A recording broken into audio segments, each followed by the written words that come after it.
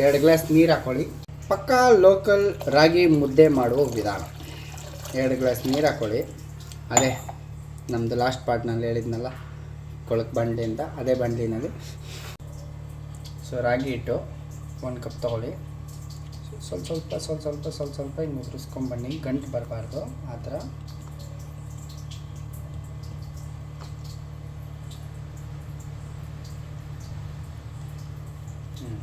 ಸ್ವಲ್ಪ ಕುದಿಯೋವರೆಗೂ ಸ್ವಲ್ಪ ಹೊತ್ತು ಕಾಯಿ.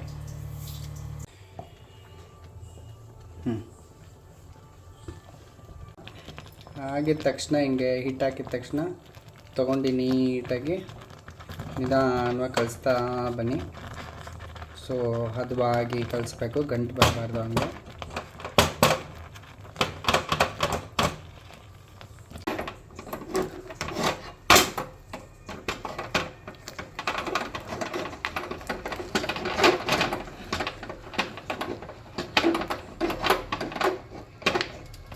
ಸೊ ಹಿಂಗೆ ಗಟ್ಟಿಯಾಗಿ ತಿರುಗಿಸ್ತಾ ಇದ್ದರೆ ಗಂಟು ಬರಬಾರ್ದು. ಎಲ್ಲರೂ ಗಂಟು ಬಂದರೆ ಅದನ್ನು ನೋಡ್ಕೊಂಡು ಒಂಚೂರು ಹೊಡೆದ. ಸೊ ರಾಗಿ ಮುದ್ದೆ ರೆಡಿ.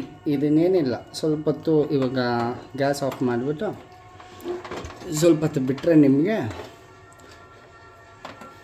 ಮುದ್ದೆ ರಾಗಿ ಹಿಟ್ಟೆಲ್ಲ ಬೆಂದಿರುತ್ತೆ ನೀಟಾಗಿ.